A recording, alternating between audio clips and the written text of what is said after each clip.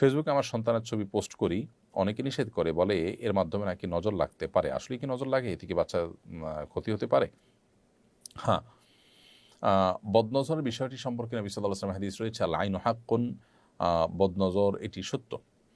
ফলে আপনি সন্তান, সুন্দর কোনো সন্তান, ফুটফুটে সন্তান, শিশু, বাচ্চা বা আপনার আকর্ষণীয় কোনো কিছুর যদি মানুষের সাথে শেয়ার করেন, বিশেষ করে বাচ্চাদের ক্ষেত্রে অনেক বেশি হয় বদনজর। মানুষের এই জাতীয় বিষয়ে বদনজর এটি সত্য। বদনজরের কীভাবে ক্ষতি হয় বা এটার টেকনোলজিটা কি, আল্লাহ তাআলা ভালো জানেন। যে একটা মানুষ রাক্ষসী নজরে যদি দেখে, যদি সে দেখে আপনার হিংসাত্মক নজর দেয়, তাহলে সেক্ষেত্রে এটাকে নজরে হাসেদ বলে, বদনজর বলে। এর ফলশ্রুতিতে ওই বাচ্চা অসুস্থ হতে পারে, ওই বাচ্চার রোগ লেগে থাকতে পারে। আপনি ক্ষেতের ফসল দেখে কেউ যদি রাক্ষসী নজরে দেখে, তাহলে বদনজর লাগতে পারে। এগুলো স্বাভাবিক একেবারে। এখন আপনি